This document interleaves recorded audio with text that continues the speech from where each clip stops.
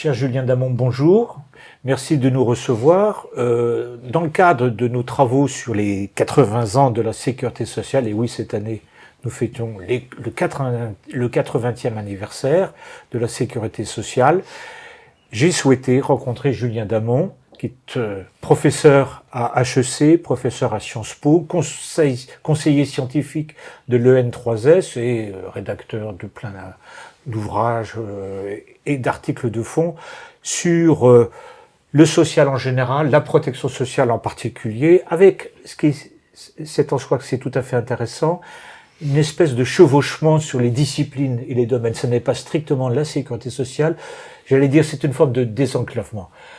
Julien, 80 ans, alors nous avons choisi le thème « Avons-nous réussi ?» Parce que 80 ans, c'est un peu une vie, quoi. De votre point de vue, est-ce que la sécurité sociale française a réussi?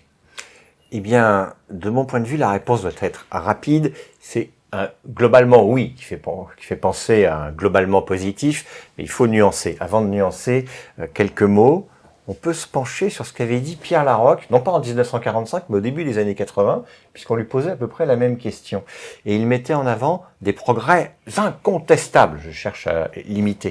Et parmi ces progrès incontestables qu'on peut actualiser, vous avez la progression de l'espérance de vie, la baisse de la mortalité infantile, la diminution des accidents du travail. Oui, tout ceci sans que la sécurité sociale l'ait produit, parce que la sécurité sociale ne fait pas le progrès médical, elle l'a accompagné. Et elle a permis aux personnes qui, sinon, n'auraient pas pu se l'offrir, se la payer, d'avoir accès à ces progrès. Donc, sur ce plan-là, oui. Deuxième chose, sur un plan plus général, l'objectif de la sécurité sociale, c'était pas simplement les médicaments ou les retraites, c'était diminuer l'insécurité sociale. Sur temps long, sur 8 décennies, oui, le monde s'est complètement transformé, même si sous ce terme insécurité sociale, il y a de la vulnérabilité, de la fragilité, pour prendre les mots à la mode, de la pauvreté, de la précarité, nous ne sommes plus dans le même monde. Donc oui, il y a eu des progrès. Nuançons, d'abord en amenant ce que citait Pierre Laroque. Il y a d'incontestables difficultés aussi. Bon, alors, bureaucratisation, c'est presque les termes qu'il employait. Il n'était pas content qu'on entre dans les caisses de sécurité sociale comme dans les bureaux de poste, disait-il. D'accord, à l'époque, oui. Et puis, il y a l'incapacité qu'a eu la Sécu à intégralement se généraliser de manière unifiée, et donc la persistance des régimes spéciaux. Ça, le conseiller d'État Laroque n'en était pas content. Continuer quand même, parce qu'après avoir fait cocorico et bon anniversaire en disant du bien, oui, nous sommes confrontés aujourd'hui à des virages défis possibles et des défis de soutenabilité économique, que je résume en un mot avant de repasser la parole à Pascal, c'est que oui, nous sommes sous 3 contraintes. La France travaille moins que les autres pays. Alors là, après, il y a 1000 bagarres d'experts, mais enfin, sur le temps d'une vie, les Français travaillent moins. Donc, il y a une question d'activité. Société de faible activité. Il y a un deuxième sujet qui est un sujet qui enclenche moins de bagarre générale, c'est la société de longévité, comment digérer le vieillissement, qui est la grande donnée démographique que la sécurité sociale n'avait pas prévue dans son architecture. Et puis troisième chose, il y a la société, pour faire une sorte de rime, de haute conflictualité. C'est-à-dire que quand le président de la République récemment dit il faut augmenter 2 points de PIB la défense, où les trouve-t-on? Donc voilà. Et ceci se résume dans les affaires budgétaires qui, on s'en alarme régulièrement. Et à force de faire des alarmes, on crie au loup peut-être, mais en tout cas on est face à des choix compliqués. Et la Cour des comptes très récemment, elle tire vraiment la sonnette d'alarme ou le tocsin. Bon. Oui. Tout à fait. Alors, il y a des acquis et il y a des défis. Est-ce que vous ne pensez pas qu'on a un peu manqué la marche sur la question de la prévention des risques sociaux? Alors, mieux vaut prévenir que guérir, dit la sagesse populaire.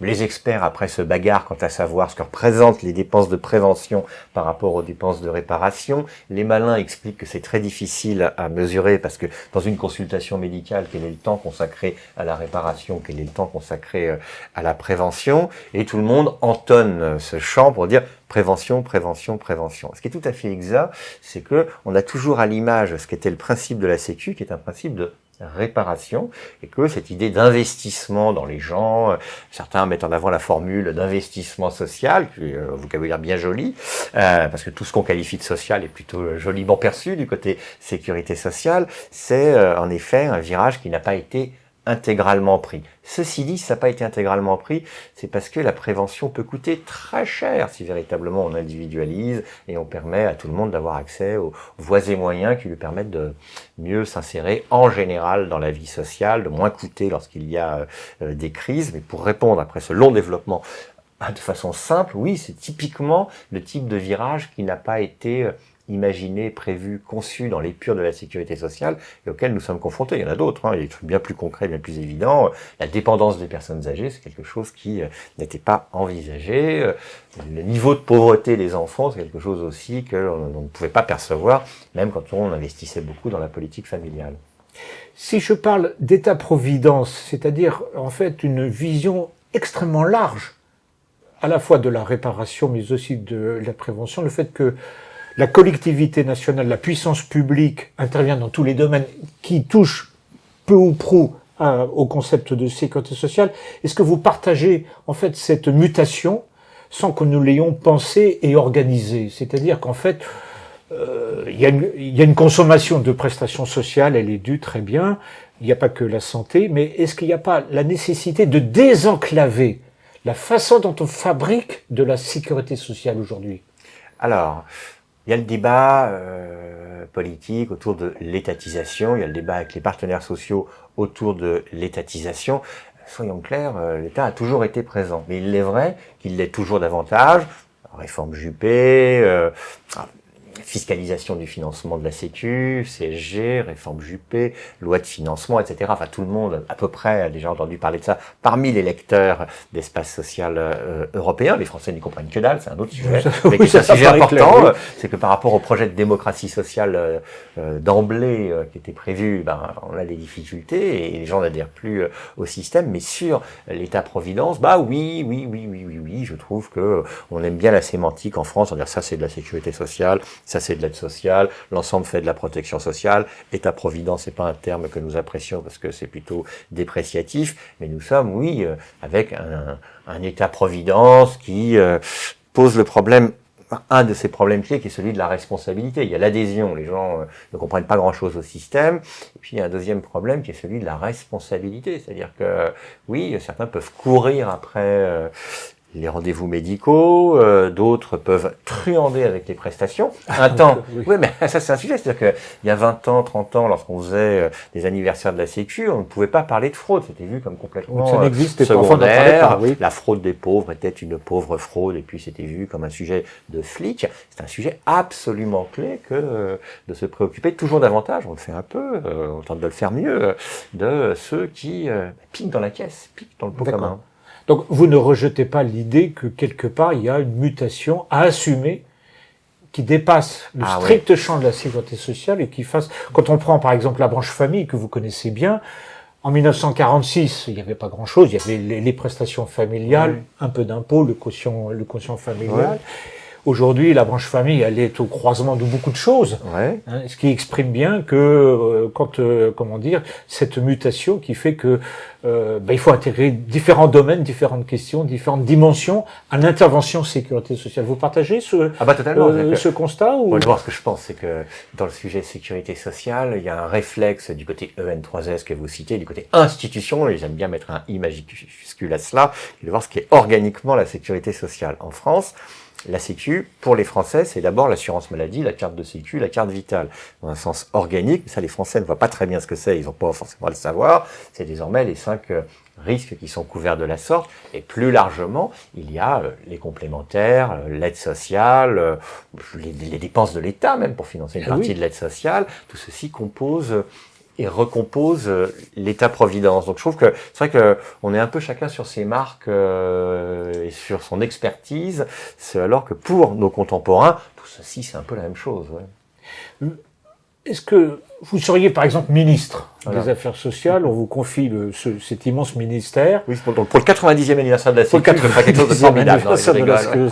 On vous confie, on vous dit, voilà, Julien, vous avez carte blanche pour réorganiser l'ensemble, institutions, sécurité sociale, face aux défis que vous avez mis en évidence, qu'est-ce que vous feriez? Quel chantier vous ouvririez pour faire en sorte que cette mutation s'accompagne à la fois sur le plan économique de façon raisonnable, parce qu'on est dans un contexte très difficile, mais en même temps sur les problématiques de responsabilité, de prévention et finalement d'efficience pour avoir une sécurité sociale par rapport aux différents défis.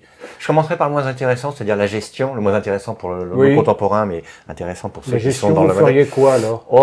Je ferais ce que tout le monde pense mythique, c'est-à-dire le guichet unique. Voilà, un point d'entrée unique dans le système. En clair, ça veut dire quoi ça? Ça veut dire que lorsque vous allez, qui à la CAF, qui à la CEPAM, vous êtes encore partagé, votre dossier est encore saucissonné, il faudrait qu'il y ait un point d'entrée, c'est-à-dire le projet de sécurité sociale. À l'origine. Une modalité unique pour entrer dans le système. Et que derrière, il y ait la digestion de la complexité des prestations par les systèmes d'information. Je ferai aussi une réforme importante qui n'intéresse personne, sauf les travailleurs sociaux, c'est le travail social. Parce qu'on se bagarre toujours sur les prestations, à juste titre, qu'elles coûtent cher, mais je pense, par exemple, si on prend les sujets de pauvreté, qu'on changerait davantage la donne, c'est-à-dire la situation des gens, si les gens étaient mieux accompagnés, mieux traités, mieux orientés, que si on augmentait de 50 ou de 100 euros leur RSA. Ça changerait davantage la donne. Donc, je ferais comme ce qui a été fait au début des années 80, d'ailleurs, ou tenter d'être fait, parce que je m'intéresserais aux travailleurs sociaux. Ceci dit, ça c'est de la gestion. Je pense que les sujets, c'est de considérer que par rapport à 1945, la nature des risques s'est complètement transformée. Je vais aller très vite. L'assurance maladie, c'était un sujet de prise en compte, de remboursement de peu de médicaments parce qu'ils existaient peu, de crise aiguë. Aujourd'hui, on vit avec la maladie et c'est un sujet d'accompagnement de la chronicité de nos maladies. Et dans cette mesure, ça fonctionne plutôt bien. Les retraites, ça c'est un changement assez dingue. C'est-à-dire que la Sécu, en prolongeant l'espérance de vie, ou en contribuant à la prolongation de l'espérance de vie, a contribué à un nouvel âge de la vie, que sont les retraites. Et c'était pas du tout pour ça que ça avait été créé, les retraites. C'était une probabilité faible de vivre dans des situations difficiles d'ailleurs. Aujourd'hui, les retraités, globalement, alors, il y a bien sûr des difficultés encore, mais ils vivent plutôt bien pendant 10-15 ans. Donc voilà. La politique familiale d'ailleurs, elle était faite pour papa au boulot, maman à la maison. Aujourd'hui, l'aspiration, c'est l'égalité entre les hommes et les femmes, la conciliation entre la vie familiale et la vie professionnelle. Donc de ce côté-là d'ailleurs, moi je réviserai intégralement l'horlogerie de nos prestations pour tout centrer sur les 0-3 ans parce que c'est là qu'il y a des trous dans la raquette. 1000 jours, l'idée des 1000 jours, les 1000 premiers jours, qui sont aussi les 1000 et une nuits, 1000 et une nuits des parents, compliqué. Oui, c'est vrai. Il y a beaucoup de choses qui ont été faites, plein de rapports, j'en ai même fait un, c'est dire, mais on ne prend pas de décision radicale. La décision radicale qui porte pas sur la sphère sécu, donc là je suis tranquille, ce serait d'imposer une compétence obligatoire des villes et des intercommunalités pour que les futurs parents aient une garantie d'avoir accès à un mode de garde. Ça, ce serait beaucoup plus performant. Là, ça serait une compétence des collectivités locales. Exactement. Des communes. Totalement. Les communes auraient cette responsabilité. Donc là, on est quand même un peu en dehors du champ on est en dehors traditionnel. Du champ sécu pur. Pardon. Oui, tout à fait. Du champ sécu pur, mais on est plein dans le champ de la protection sociale. D'accord. Les villes, historiquement, gèrent l'aide sociale. Guichet unique, prévention, travail. Les familles monoparentales, qui est un grave sujet. C'est un grave sujet. C'est un grave sujet à plus d'un titre. C'est un sujet parce que quand on a un seul apporteur potentiel de ressources, on se trouve dans les situations de revenus modestes. Enfin, les plus pauvres sont dans les familles monoparentales. Auparavant, familialement, les plus pauvres, on les trouvait dans les familles nombreuses. Mais comme il y a de moins en moins de familles nombreuses et de plus en plus de familles monoparentales, le plus grand nombre de pauvres, on le trouve dans les familles monoparentales. Alors, on fait plein de trucs pour les familles monoparentales, à juste titre, pour atténuer leurs difficultés. Moi, de façon souriante, et donc je pense que sur la Sécu et sur la politique familiale, il faut aussi sourire, je plaide pour que les CAF, par exemple, deviennent des agences matrimoniales. Je suis sérieux en disant ça. Oui. Pourquoi? Parce que les familles monoparentales, qui représentent 25% des familles, ce sont des gens isolés. Voilà. On dit toujours il faut lutter contre l'isolement. Donc tout le monde est d'accord, on prend les gros mots, lutter contre l'isolement, très bien, tout le monde est d'accord. Concrètement, moi je pense qu'une des politiques importantes en direction des familles monoparentales, c'est de permettre aux femmes et aux hommes, c'est plus rare, qui sont à la tête de ces cellules familiales, de se recomposer. Donc je vous le fais en souriant, parce qu'il faut sourire. En clair, très leur permettre d'avoir des modes de garde le temps où ces dames et ces messieurs peuvent aller dans des boîtes de nuit ou des bars pour pouvoir se rencontrer. Du temps pour apprendre à utiliser les différents canaux Internet qui permettent désormais aux jeunes, parce que ce sont beaucoup des jeunes gens, de se rencontrer. Ça fait marrer quand j'évoque ça. Ça, c'est sûr que vous allez faire rire. Ça fait un peu peur, on se dit qu'est-ce qu'ils viennent faire, etc. Mais ça, c'est moderne. Ça n'a rien à voir avec le macramé dans les centres sociaux que font peut-être utilement ces opérateurs. D'accord. Donc on peut innover, vous voyez. Oui, je vois bien. Comme nous nous appelons Espace Social Européen, Oui. vous avez circulé dans le monde entier, et notamment en Europe. Quelles sont les expériences, les réussites que vous avez pu constater chez nos partenaires dont on pourrait s'inspirer pour améliorer ce que nous faisons? Il y a une réponse très cocorico, très bleu, blanc, rouge là-dessus, qui est de dire quand même le modèle français n'est pas si mauvais. Donc moi j'ai pas un pays qui me vient à l'esprit parce que chacun des pays, il y a une différence quand on traîne un peu, c'est vrai, c'est de s'apercevoir que les Français aiment bien s'auto-critiquer même devant tout le monde, en disant oui c'est super compliqué, etc., etc. Oui regardez on a des difficultés. Les autres en revanche nous survendent leur modèle. Les très bons en la matière, c'est les Britanniques qui historiquement nous expliquent que tout ce qu'ils font est terrible. Mais c'est vrai que picorant ici et là, on peut trouver de bonnes idées. D'ailleurs, sur mon affaire, là, de l'agence matrimoniale, ou en tout cas de... Vous avez trouvé des CAF en Europe qui sont oui, avec dans des le agences monde, il y en a qui matrimoniales. font ça, bien sûr. Oui, oui, oui. Dans le monde, hein. Pas que dans les pays européens. Mais bon, un des grands dossiers, c'est celui du vieillissement, c'est aussi celui de l'isolement. Comment fait-on pour limiter les conséquences négatives de l'isolement des personnes âgées et des plus jeunes? Il faut faire autre chose que ce qu'on a fait pendant les 8 décennies qui nous amènent jusqu'à aujourd'hui. Merci Julien Damon. Merci C'était Pascal. intéressant. Nous avons noté un certain nombre d'idées, et notamment celle des agences matrimoniales dans les CAF. Merci à vous. À très bientôt.